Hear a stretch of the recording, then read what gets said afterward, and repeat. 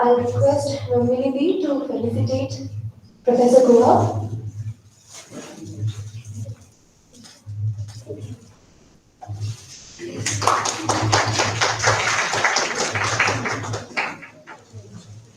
I request Nomini B to felicitate Professor Acharya.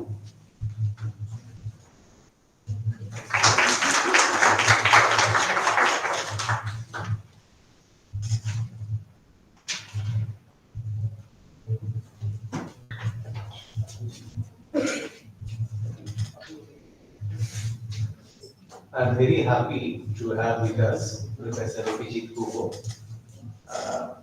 who had been a globally acknowledged anthropologist, academician, intellectual, and a true representative of Vidyasagar University in various national and international forums. So today we have Professor Guho as the valedictory speaker of this one-day international conference. And let me read out a short curriculum vitae of Professor Abhijit Guho.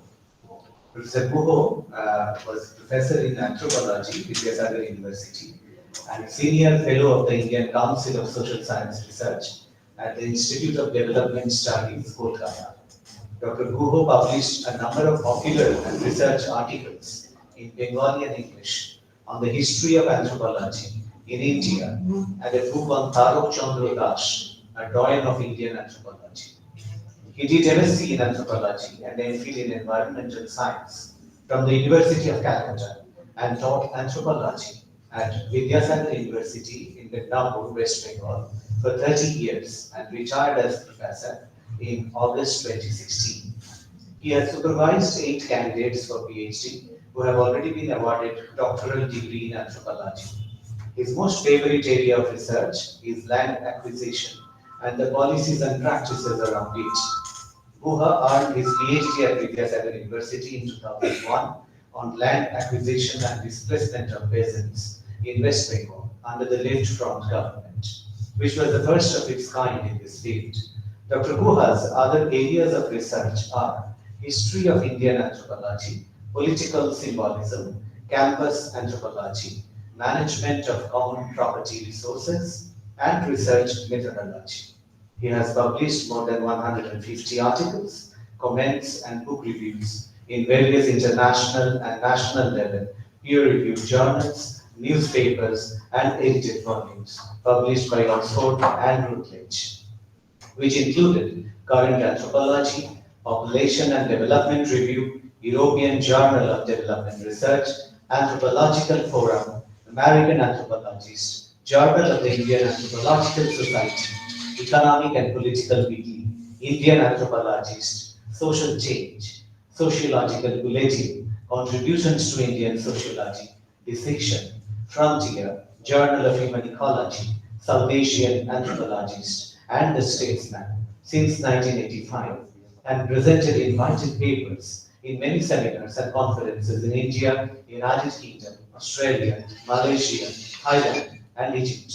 Dr. Guha's Google Scholar Citation Index is 448 with H index and I-10 index 9 as on 7/12/2021.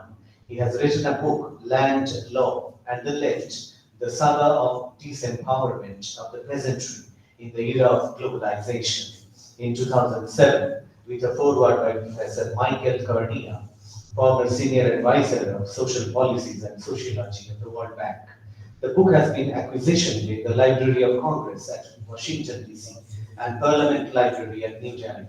Dr. Guha was guest faculty at the West Bengal National University of Juridical Sciences in 2003-04 and UGC Visiting Fellow at the Department of Sociology, Delhi School of Economics in 2006 and Center for Advanced Studies, Utkal University in 2011. In 2008, he acted as an expert on the amendment of land acquisition and resettlement and rehabilitation bills in the Standing Committee on Rural Development of the Indian Parliament. Dr. Guha has written his second book, Encountering Land Grab, an ethnographic journey, 2021, and his forthcoming book is Nation Building in Indian Anthropology, Beyond the Colonial Encounter 2022. He delivered a seminal lecture entitled Encounter with the Village Women of Jhargram on 6th September 2006 at the Indira Gandhi National Centre for the Arts, IGNC in New Delhi. The lecture program was chaired by late Dr. Veena Majumdar, UGC National Professor of Women's Studies at the Centre for Women's Development Studies, New Delhi. Okay, so with this, I would request Dr. Guha to deliver the valedictory address.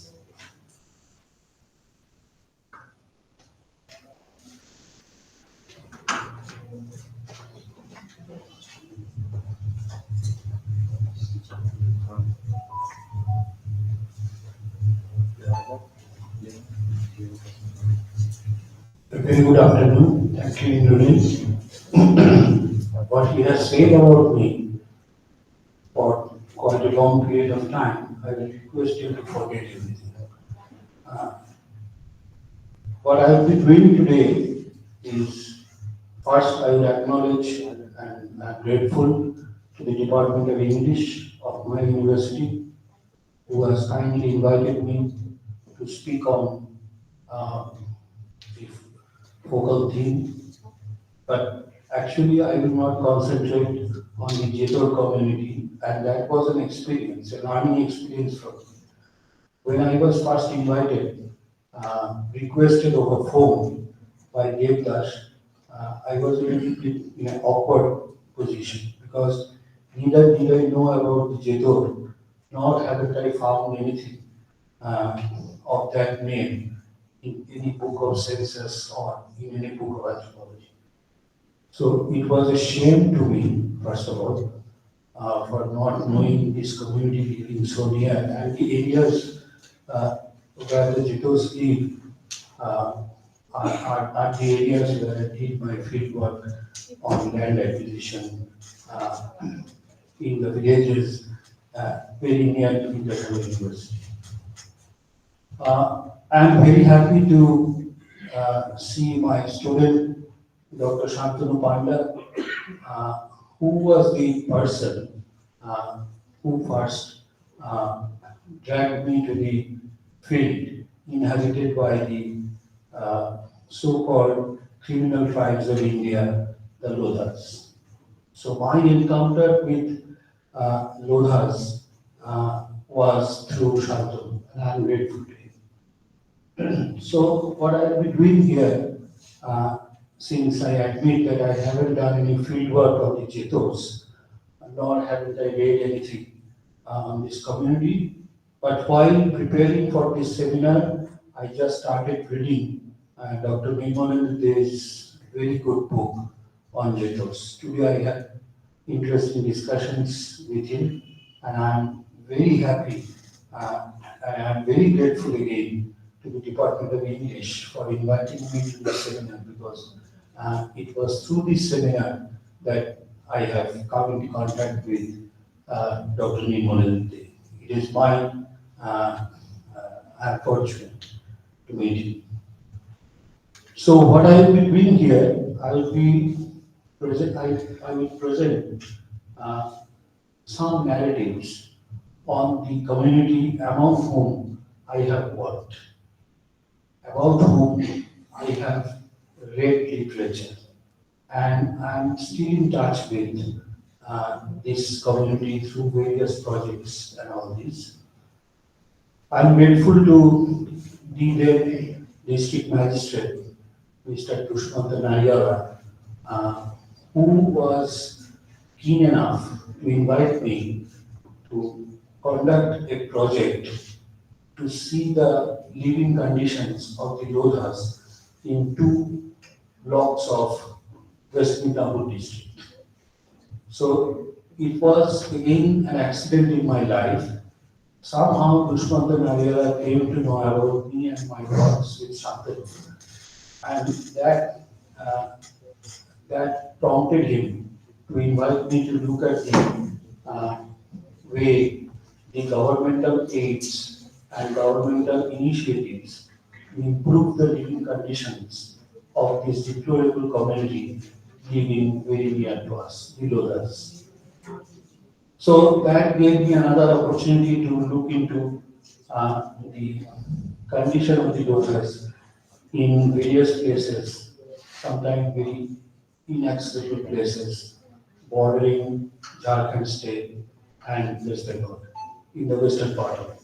So I, with Shantanu and three other students, visited those places intermittently during 2004, 5, and 6, and compiled our report, which we submitted to the district magistrate uh, on the Lodhas.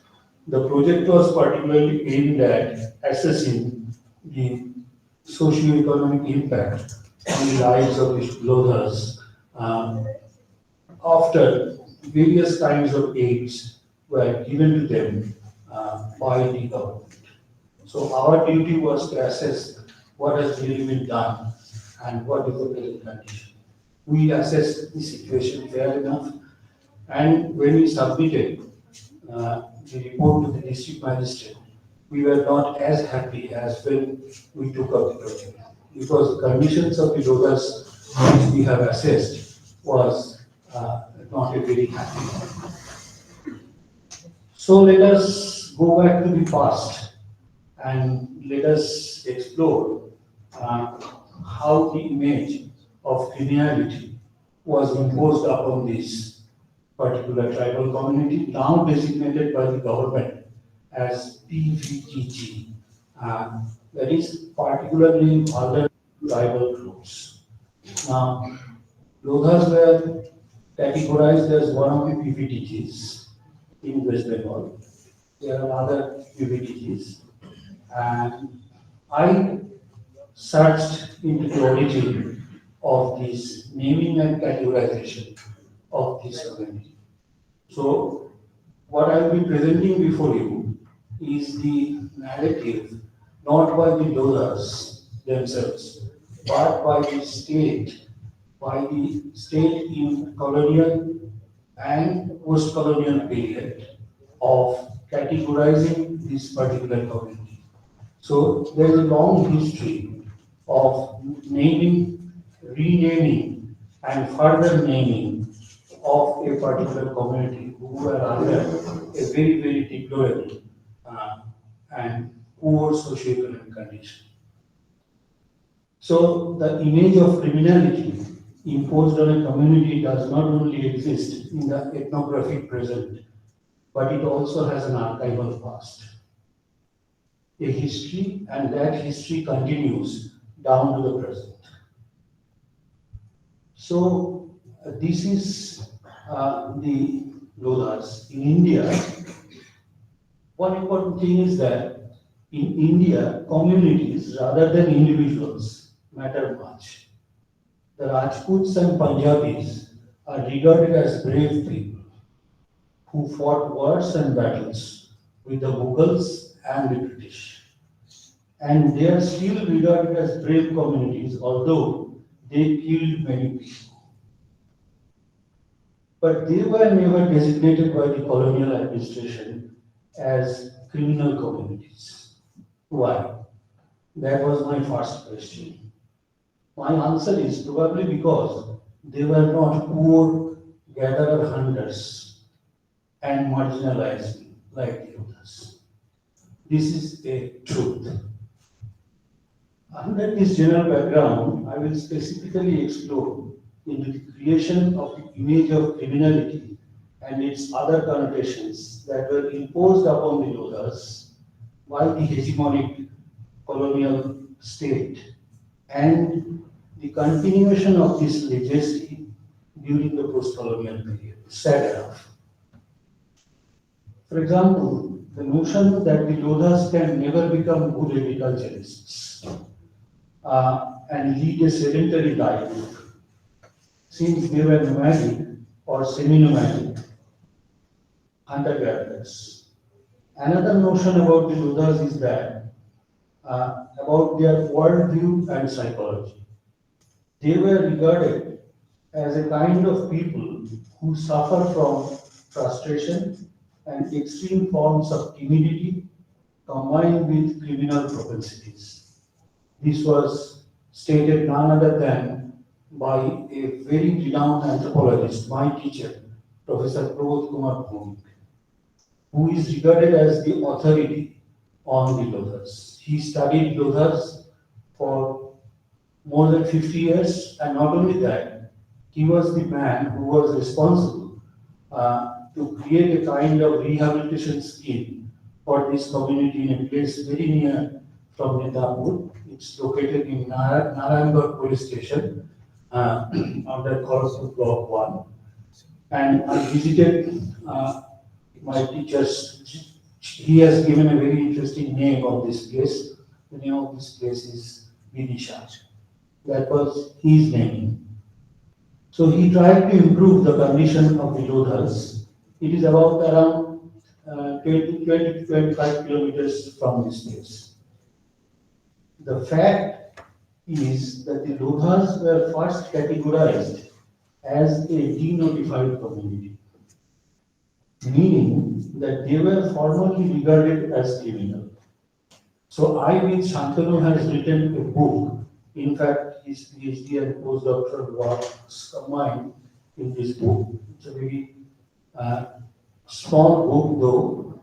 The name of the book is From Criminal Tribe to Primitive Tribal.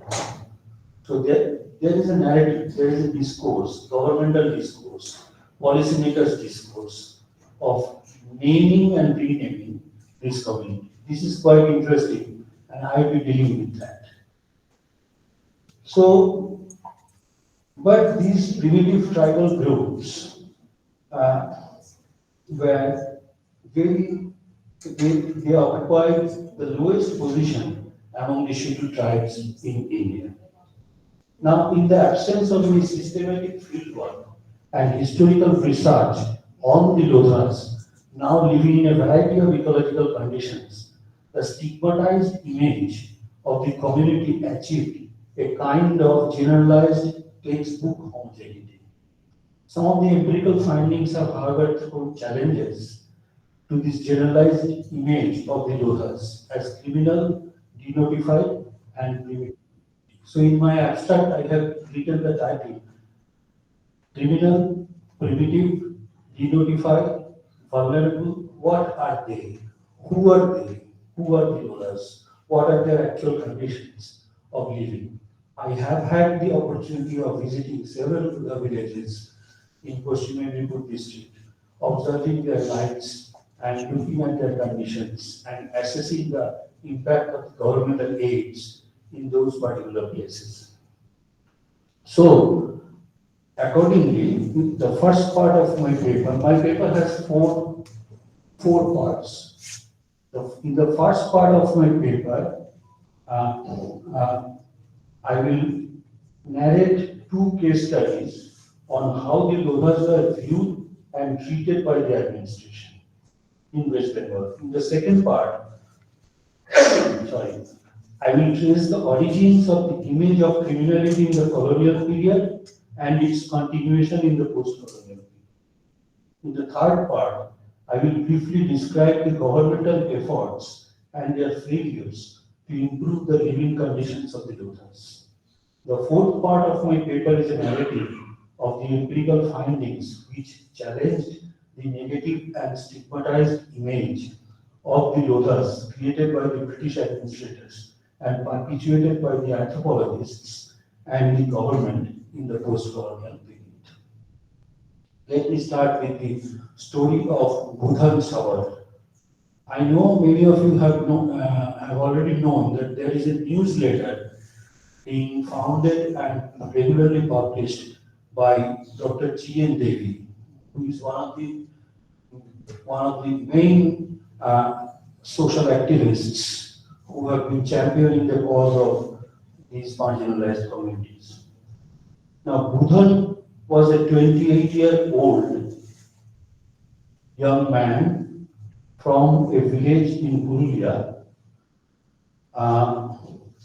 and he belonged to the denotified community named Heria Sabar, also known as Lodhas in West Bengal. Budhan was arrested by the police and brutally tortured within the police custody for 7 days and he died in custody. The police, however, reported that he committed suicide by hanging himself in the lockup. Later, Poshchimbongo Kheriya Sabor Kullan Samiti, a civil rights organization, filed a writ petition in the Calcutta High Court against the police. Writ petition number 3715, dated 1998. And it was revealed that Mughal was killed by police torture. Amnesty International report, page 24, 2001. Honest Devi, a literature and social activist, vividly narrated the case of the death of Budhan Sabar in police custody in February 1998.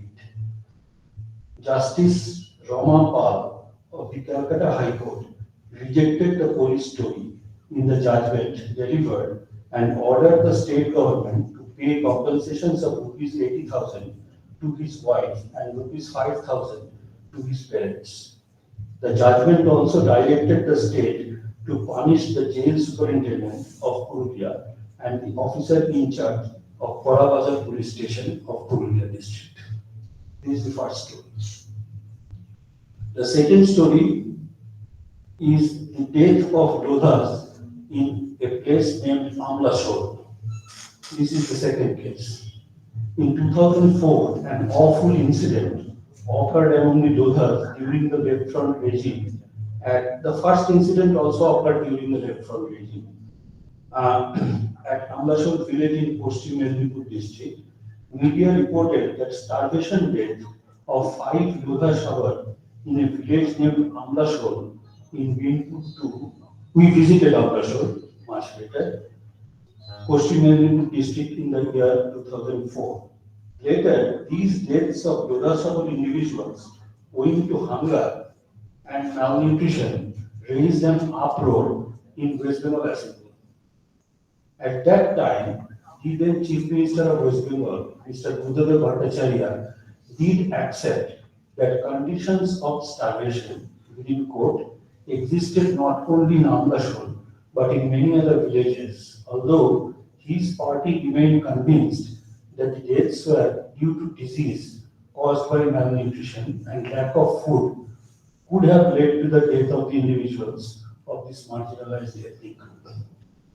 The government sent a medical team which concluded that the deaths occurred among the Lodhas owing to their excess consumption of illicit liquor. This is interesting. An incidence of diseases like tuberculosis, jaundice, and malaria. The disturbing fact, however, remained that the area where the Lodhas died did not have any road connectivity, proper healthcare delivery system, and the governmental food distribution system through public distribution shops was in a very, very poor condition. Economic and Political Weekly Report, 2004. A vivid first-hand account of the district magistrate, Mr. Chandan Sinha, also matched with the EPW report. In addition, Mr. Sinha concluded, I quote, Amlashore became a metaphor for starvation deaths in rural India, of extreme deprivation, of neglect. Yet, most of those who trained their cameras or pens on Amlashore or distributed relief to the people did not attempt to explore the real causes underlying the predicament of the people of that area. Chandan Sinha, 2013. The deaths of Lodha Sabar individuals owing to hunger and malnutrition in Amlashore in Binpur 2 in Paschim Medinipur district raised a furor in West Bengal Assembly few years back. The then Chief Minister of West Bengal had to order an inquiry by government officials, and it revealed the wretched living condition of this marginalized scheduled tribe of West Bengal. The episode also revealed another important fact. The Chief Minister himself stated in the media that there are many villages like Amlashore in the region, and we have to take steps towards the overall development of the region. In fact, recent studies by biological anthropologists reveal poor nutritional condition of Lodha children in Western Medicine district. And some of the studies were conducted by my colleague Dr. Kaushik Bose of the Department of Anthropology in the University. This region later turned into a battlefield, and according to media and police reports, the Maoist groups formed their stronghold in this region. Intellectuals and celebrities from Kolkata have visited this region and declared that the utter lack of development is the main cause of people's wrath against the government and ruling party functionaries in this region. So this is the first narrative. The second part, I titled it as The Present Has a Past, the image of criminality in colonial India. The two incidents narrated above are not isolated. They have a history. The history is the story of exploitation and marginalization, human rights violation and social exclusion, and policy failures on the part of the governments to deliver social and economic justice to a group of voiceless people who were categorized by the colonial government as criminal tribe and then by the independent government as denotified and primitive tribal group. Thus, social harmony and inclusive development bear significant meaning without the inclusion of this ethnic minority in the mainstream of a democratic country. Virtually no recent empirical study exists on the survival strategies of the most marginalized community of the state, which has a long story of marginalization. In a recent article, the criminal tribe in India before the British, that is interesting.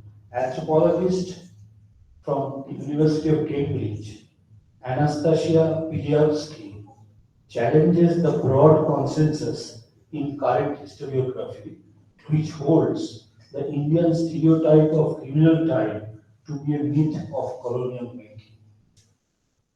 Drawing on a selection of pre-colonial descriptions of robber castes, ancient legal texts, and folk tales, Jain, Buddhist, Brahminic narratives, Mughal sources, and early modern European travel accounts, she argued that the idea of castes of congenital robbers was not a British import, but a label of much older vintage on the subcontinent. According to Piliavsky, while colonial uses of the idea of a criminal tribe comprises a lurid history of violence against communities branded as born criminals in the British law, the stereotype itself has indigenous roots.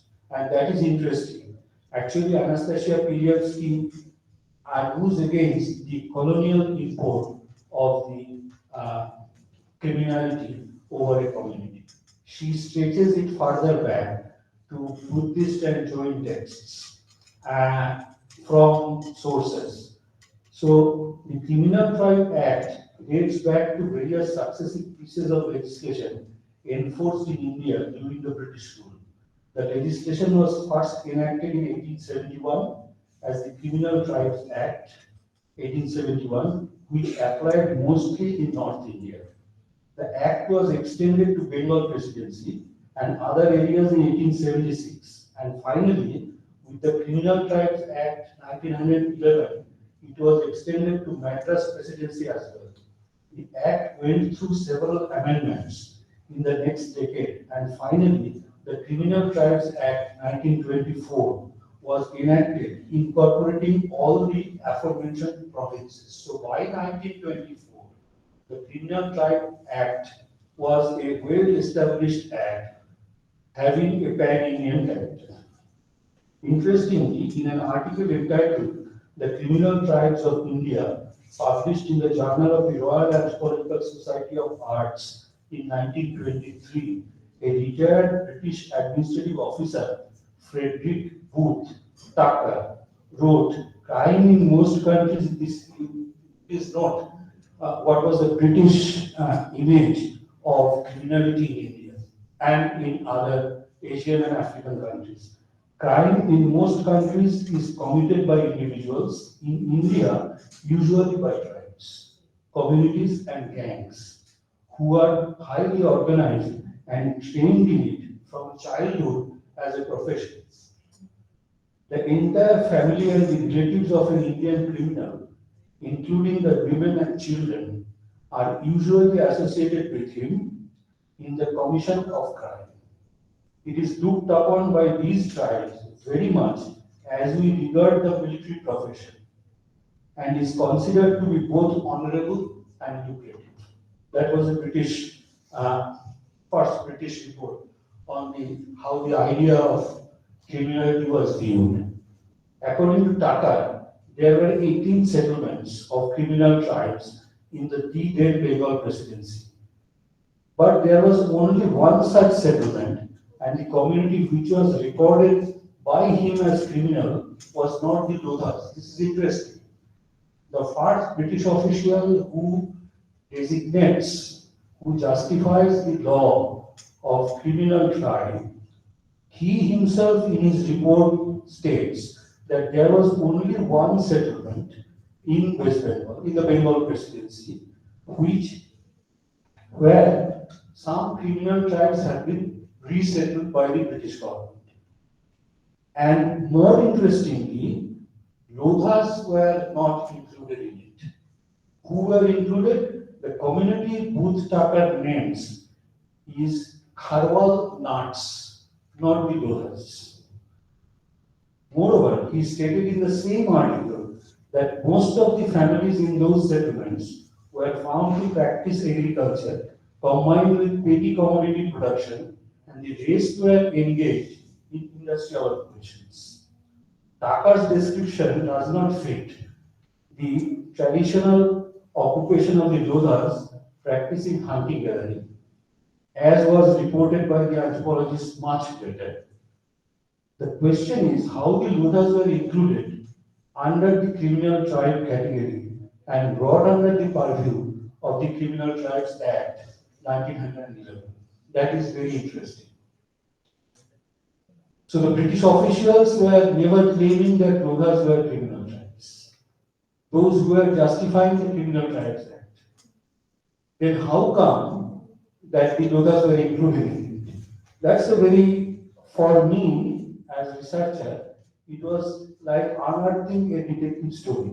That how then the Lodhas were included under the category of the criminal. In the same volume of the journal, that is Journal of Royal Anthropological Royal Institute, published after 5 months, just after 5 months, another British police official, his name was L.P. Faulkner, in his correspondence in connection with the demand made by Sir Edward Henry in the discussion on Commissioner Booth Tucker's paper dealing with Criminal Tribes Act, observed the chief motive of the act is to save criminal tribes from themselves. So what the British was doing, they were carrying the white man's burden.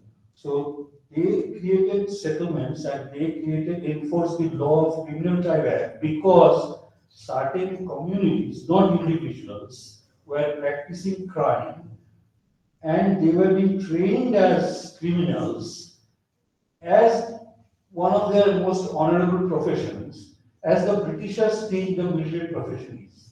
That was the narrative of the British officials. So, Faulkner says that the chief motive of the act was to save criminal tribes from themselves, to reform and to reclaim them, so far as is humanly possible. The act as it stands supplies to the criminal classes a method by which they may be able to improve themselves to lead a decent life.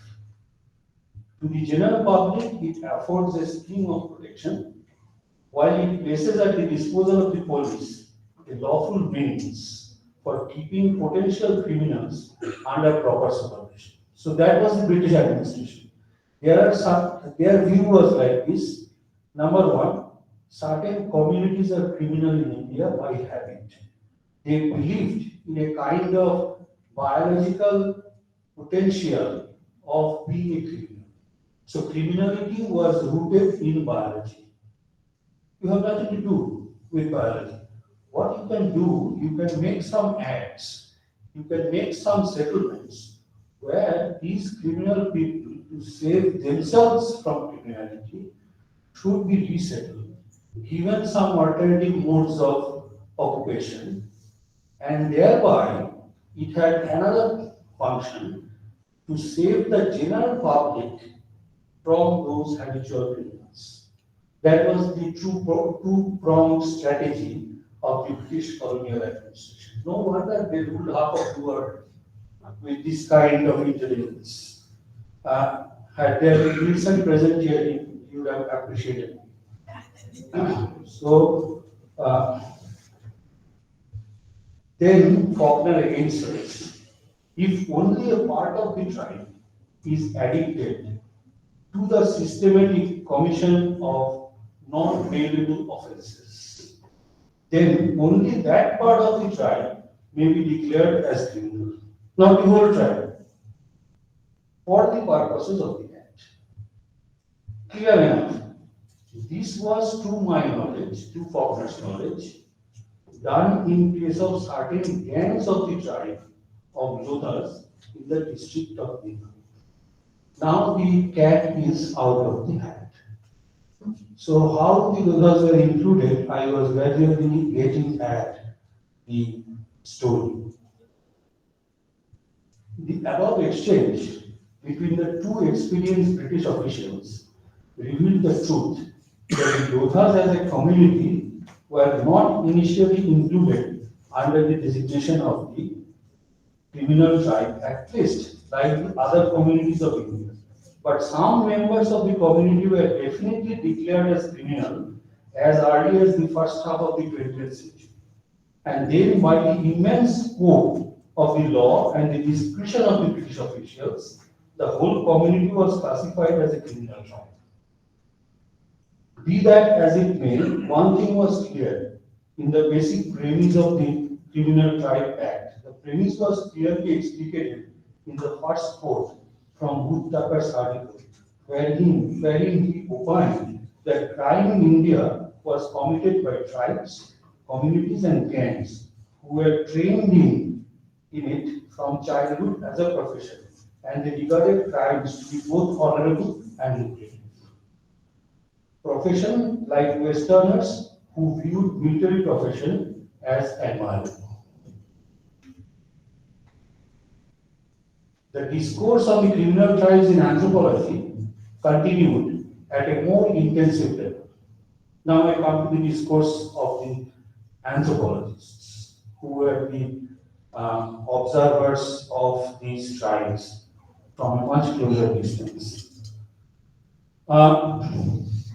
It was carried out by Professor Prabodh Bhowmik, who studied the Lodhas and also carried out action anthropological research for nearly 4 decades, beginning from late 50s. Bhowmik's findings on the predicament of the Lodhas in West Bengal bear many similarities with the discourse initiated by Kapadia, a leading sociologist of that time, in one of his remarkable publications in the Journal of Royal Anthropological Institute of Great Britain and Ireland. Bhowmik identified a set of socio-cultural processes which shaped the miserable condition and personality of the Lodhas, who were designated as a criminal tribe and later put under the denotified category after independence in India. In 1952, after independence, Nehru personally didn't want this Criminal Tribe Act to be in force. So it was repealed by another act in the parliament, and that act classified those formerly criminal tribes as denotified tribes. Interestingly, who were denotified tribes? Immediately in your head it strikes that, oh, that was a criminal tribe. And the police were given orders to prepare a list of denotified tribes in every local police station. And certain kinds of restrictions were put under this community. There are no joke, there were 163 such communities just after independence, who were formerly designated as criminal tribes, later transformed into denotified tribes. So, this is a former police official of the government of West Bengal. He was again a famous police official, sometimes infamous, for suppressing the Naxalite movement very brutally, and he was very efficient. His name was Dr. Ranjit Kumar Gupta, who collaborated with the action anthropological experiments of Professor Prodh Kumar at the same place in Narayangarh where the Vidisha experiment was going on. So, he reported that the rehabilitation of the Lodhas in western Midnapur in 1977 about the predicaments of Lodhas in a vivid manner, referring to a police report. Ranjit Gupta refers to a police report. He at that time was the commissioner of police at Calcutta. Later on became the DIG. Ranjit Gupta wrote books on anthropology. And in one of his famous books, Essays in Economic Anthropology, Gupta says the only major police report refers to a combined mass attack by the Shantas and the Mahatos on the Lodhas of the areas around a village called Mohulbani on 20th March 1958, in course of which 4 Lodhas were killed and several Lodha huts were set on fire. The provocation was an armed robbery in a Santal hut in Mohulbani village by the Lodhas and alleged rape of a Santal woman. The major background reason was obviously the tension due to the Lodha depredations against proprietary classes, who also happens here to different ethnic groups. It is to be noted that the Mahatos, the Kurmi Khatriyas, who were not at all an injured party in this case, took an active part in the outrage on the Lodhas. So it was not only economic marginalization, social ostracization, physical violence of the Lodha, on the Lodhas, who have already been regarded as denotified tribes, was part of the whole story. Now I come to from criminal to denotified tribes, the post-colonial story. So, according to the census of 1951, the first census of independent India, the Lodhas were found to be distributed in the districts of Bardwan, Birbhum, Bankura, Midnapur, Hooghly, Howrah, 24 Parganas, Calcutta, Murshidabad, and Jalpaiguri. In 1951, they were not found in the North Bengal districts like Nadia, Malda, West Dinajpur, Darjeeling, and Coach Bihar. In the same census, the total number of Lodhas in erstwhile Midnapur was 7,040 only, that is 84.35% of the then total population of Lodhas in West Bengal. This is from the census records. Now, the denotification process also carried the colonial hangover of looking at those criminal tribes as war criminals.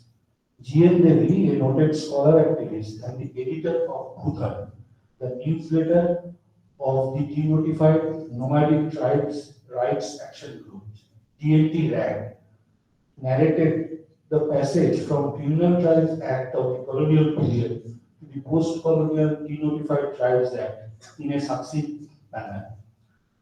I quote Devi, soon after independence, the communities notified as criminal tribals were denotified by the government.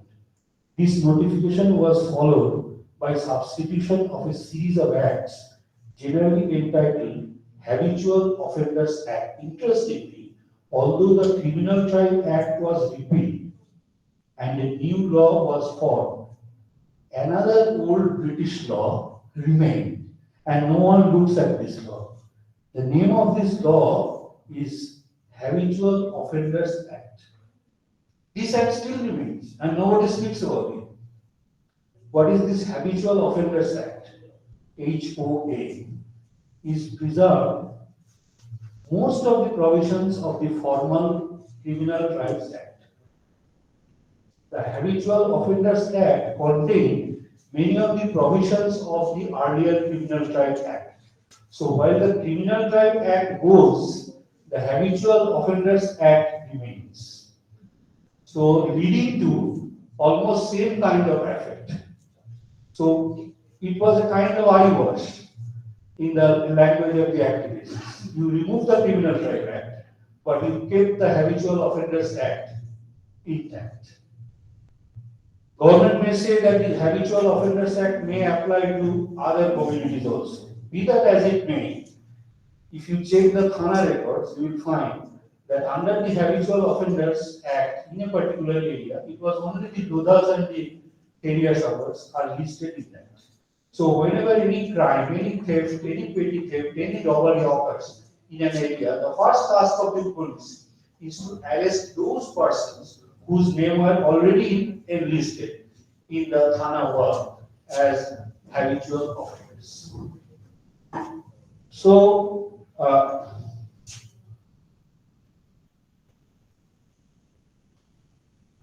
Bhomik says, my observation of the Lodhas, an ex-criminal group of people of West Bengal, suggests that territorial and economic displacement with poor adaptability of the group to the fast-changing situations generated criminal propensities in a group, particularly when there are environmental circumstances favorable for such crimes, with concomitant looseness of the grip of the administration. So, while the Britishers were viewing human beings, that there are some human beings who are biologically criminal. They have a biological propensity to commit crimes. So they have to be separated from the mainstream population for the safety and security of them.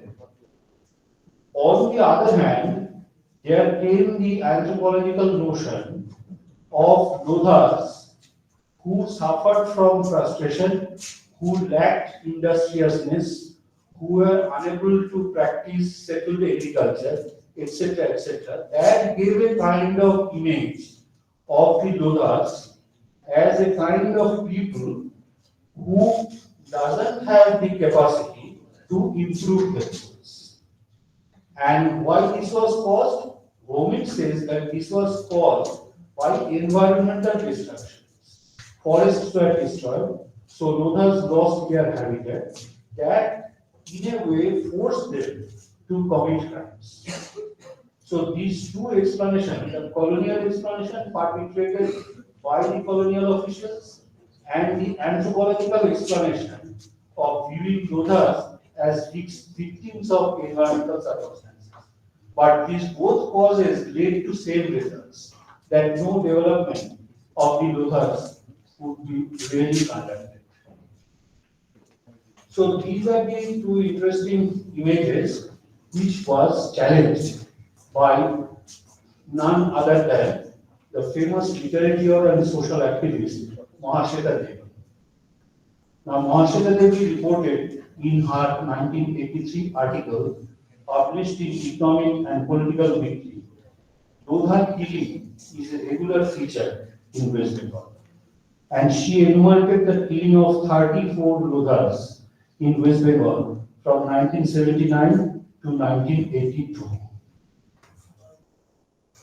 Under this post-colonial scenario, various welfare measures have been undertaken by the central government to improve the living conditions of the Lodhas. After the independence of India, many plans and projects of specific nature have been initiated by the government to resettle the forest-dependent, semi-nomadic Lodha minority community in an agriculture-dependent sedentary life.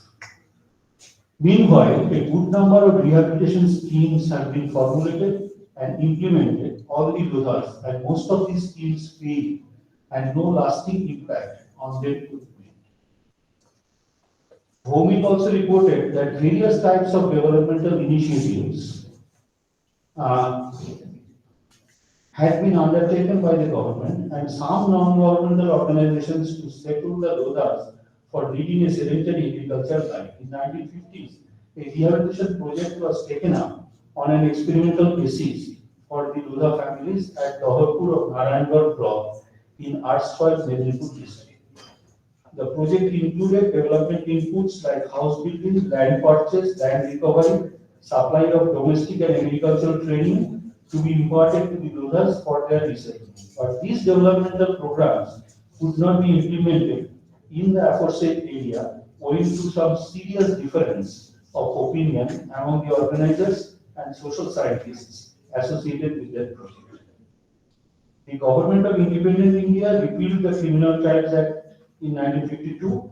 Even after denotification as criminal tribes, the Lodhas continue to suffer from the social stigma and the non-tribal neighbors still behave unsympathetically. We have already noted how Lodhas were killed none other than by Shankars and Mahathos. And over the decades, the Lodhas gradually changed their occupation from hunting gathering to agriculture as an alternative means of life. Not that Lodhas could not do agriculture. In fact, we have found many Lodha families very successfully settled and living their life as agriculturists. But still, whenever a Lodha refuses to do agriculture or refuses to adopt the governmental poultry farms and all these kinds of things, the blame is squarely put on the Lodhas, saying that how they will accept these developmental inputs because they are born criminals. They were formerly criminal tribes.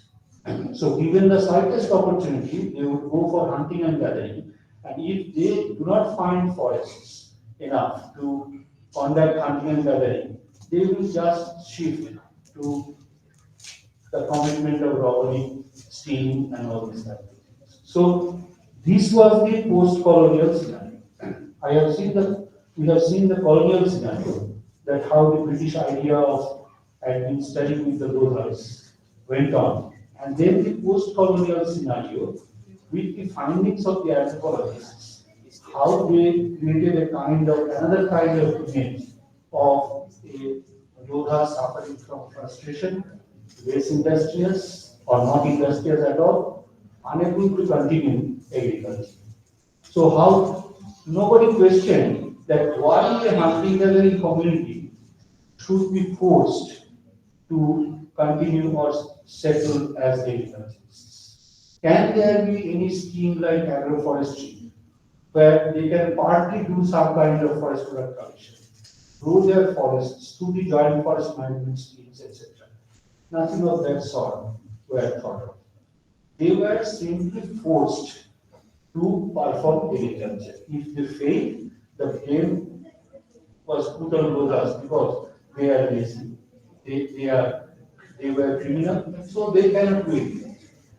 So this was the governmental discourse about the Lodhas, which had undergone transformation from the colonial to the post-colonial period. So,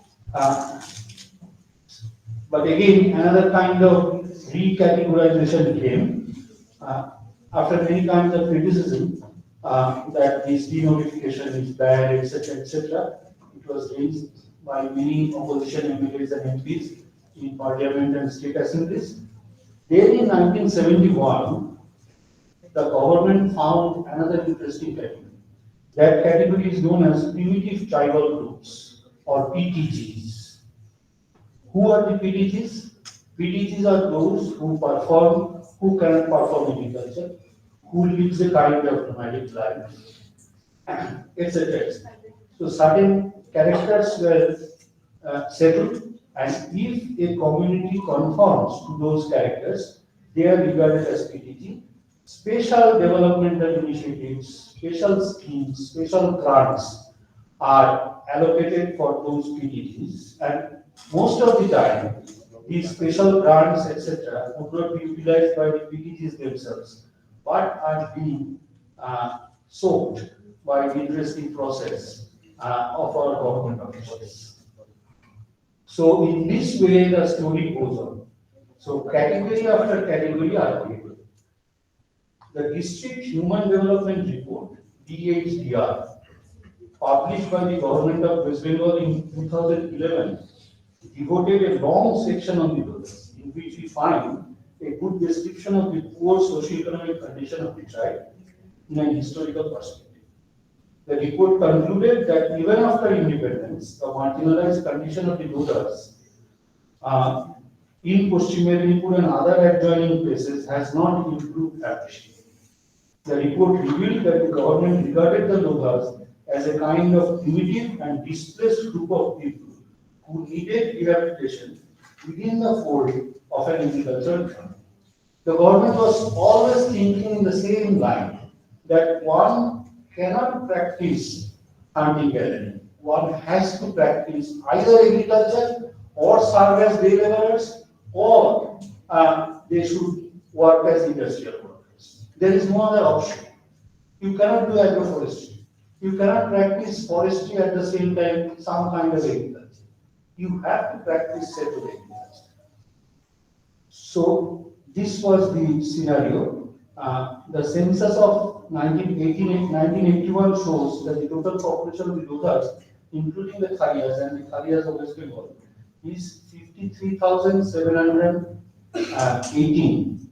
The Lodhas are concentrated in Midnapur districts, and the total number according to the census of 1981 was 16,530. So, at present, the Lodhas do not live exclusively in the forest-covered areas, but have spread out in other deforested regions and are found to work there as agricultural and non-agricultural laborers. Now I come to the last part, where I find that an important observer of the marginalized condition of the Lodhas in West Bengal is Mahasweta Devi. She not only wrote on the abject poverty and exploitation of the Lodhas, but also worked for decades to fulfill the various demands of the community as regards their socio-economic condition.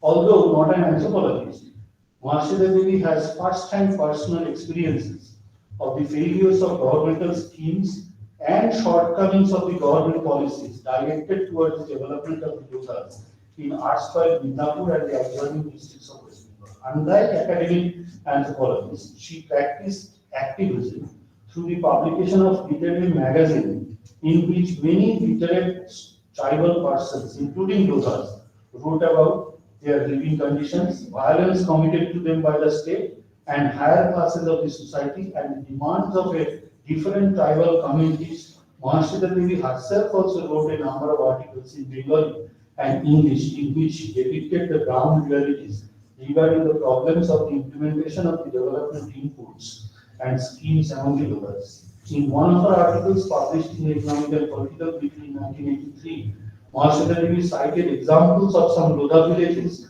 in the present Paschim Medinipur district in which the governmental schemes have been failed to reach the beneficiaries, although they were badly in need of the development programs.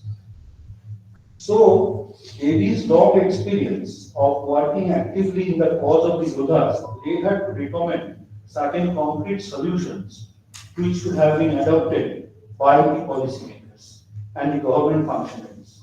So, according to her, plans with big budgets may not work for the real development of the Lodhas. And secondly, development inputs for the community should be executed and managed by the Lodhas themselves. So, in an article, Mahasweta Devi narrated her own experience. The Lodhas had revived the Shamiti in sheer desperation for physical survival. The awakening of the Lodhas surprised the state government. The sluggish serpent, eternally in winter hibernation, covering the Lodha name, seemed to starve a little. 6 Lodhas were appointed as Lodha cell social workers, including Chuni Kota, and 3 boys were appointed as village welfare supervisors in Chakua, Chandavelia, and Pranavpur on continuous basis. This encouraged the Lodhas Through their devotion and dedication, Lodha and some non-Lodha children came to the community center for study. These workers could persuade the Lodhas to give up drinking, to save from their wages, to live hygienically. They felt that the state government was coming forward with schemes of development and the Lodhas should be prepared to reap the full benefit of such schemes. So there were some glow in the darkness. And one interesting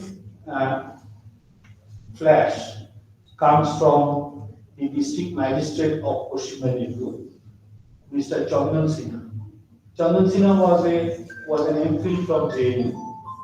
He came here and worked for 3 years. I could meet him and talk with him.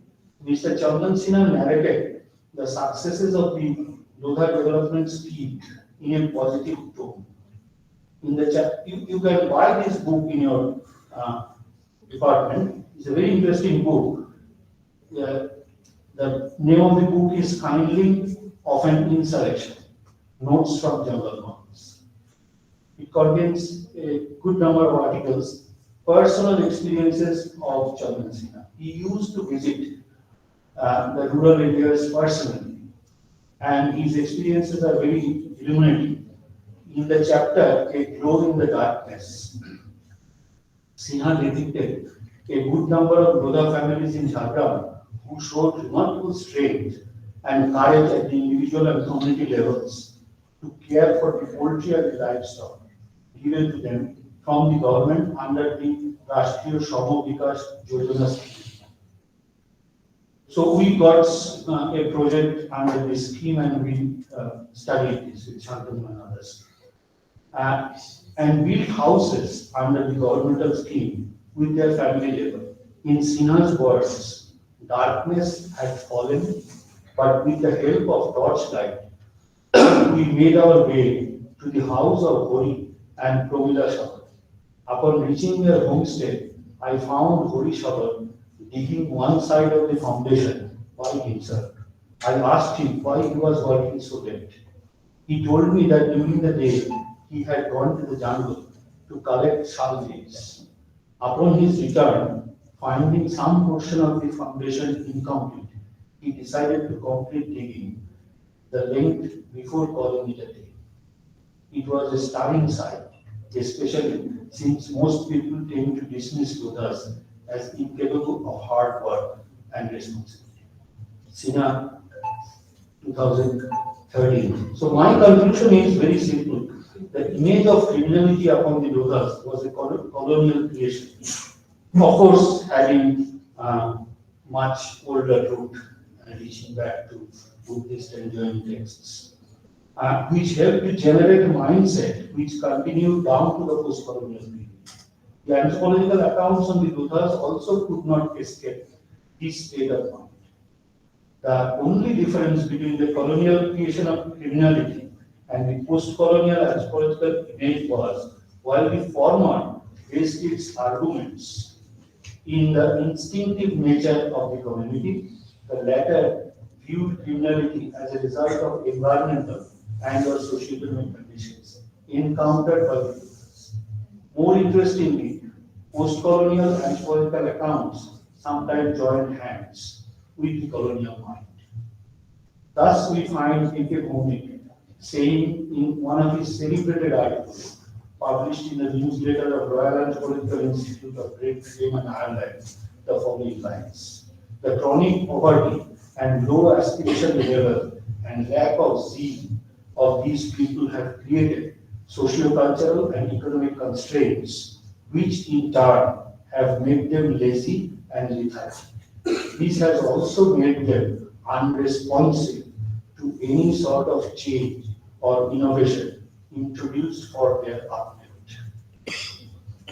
The counterpoint of the colonial and post-colonial anthropological image of Lodha mentality, however, came from the writings of non-anthropologists like Mahashita Devi and Chandan Sinha, who found settled Lodhas as hardworking and responsible citizens, utilizing governmental inputs by their own labor Our own empirical study on the Lodhas in 3 administrative blocks of Paschim Medinipur district also revealed a wide range of variation in terms of the utilization of various development inputs given to the Lodhas.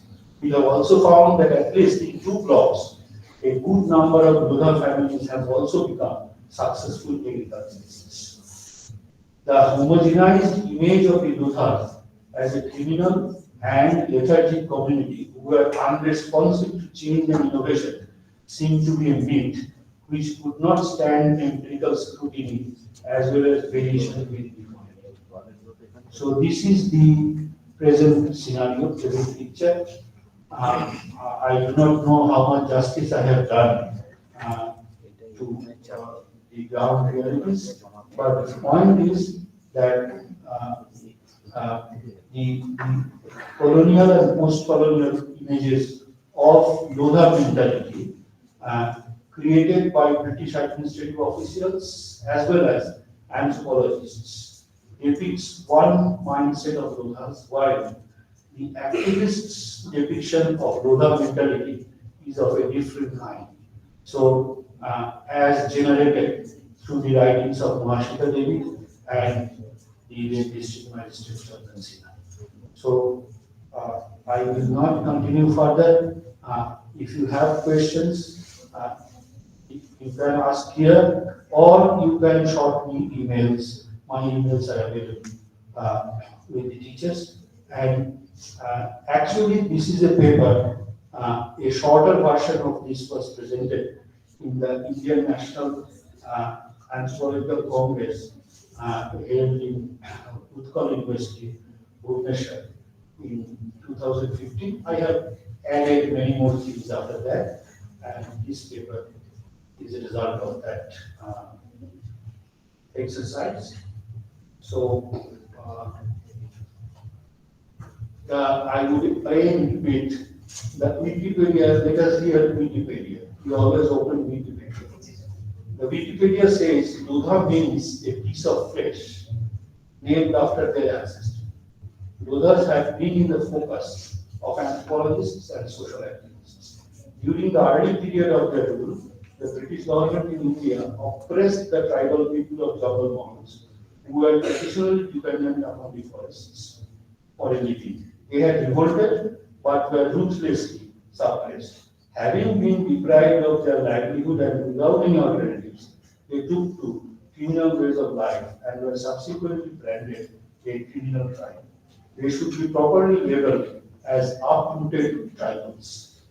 Lodha titles are interesting. They are Naik, Malik, Digar, Sardar, Bhokta, Kotal, Dondapat, Mira, etc. These are not only linguistic levels, these are meanings. Wikipedia says that the titles reflect that they can carry out social responsibility. They are the descendants of Jarasandha from Mahabharata. This was again narrated by the Lodhas. So, this is the, but I would like to say as an anthropologist and word of caution, we frequently use the term, even non-anthropologists are using the term tribe. The term itself has gone many criticisms. And a point is reached at a time when UNESCO had to issue a statement that the tribe term is colonial and it has a colonial connotation. So this term should not be used. It is not only colonial, it is very much value-loaded. What is a tribe? A tribe, as used by the anthropologists, the earlier evolutionary anthropologists, as a stage in human evolution, and that is the lower stage.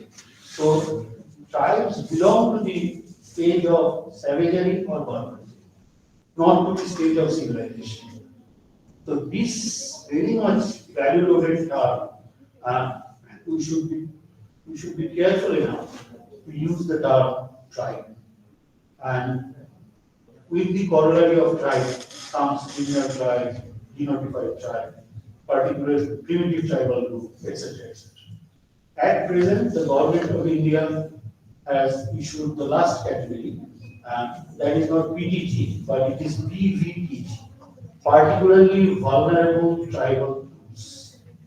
Again, the tribe comes. So our way of, if language is the way we look at the world, if language is the way we look at human beings, if language is the way through which we look at our own society, then tribe is the most despised and most obnoxious of all the terms so far have been produced by the social science literature. So thank you.